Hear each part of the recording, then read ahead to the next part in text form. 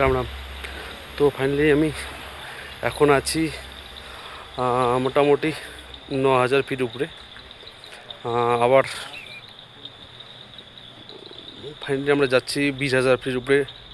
তো মোটামুটি 9,000 আছি। এখন বাজে 6টা, সকাল 6টার সময় আমি স্টার্টিংয়ে হাত দিয়েছি। এখন বাজে 6টা 10। তো এটা একটা ফার্স্ট এক্সপিরিয়েন্স হলো যে 6টা আমি এটা কন্টিনিউ রাইড করলাম। যাই হোক, এক্সপিরিয়েন্সটা খুব সুন্দর। পাহাড়ে এসেছি কিন্তু এতটা উপরে হাইলটিতে আসিনি।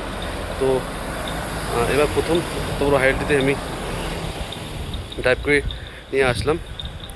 বাট এখন আবার অনেকটা মোটামুটি 30 কিলোমিটার মতো বাকি আছে। যাই হোক, ভালো করে যেন পৌঁছতে পারি, এটা একটু সাপোর্ট করবেন। Thank you. জয় হিন্দ।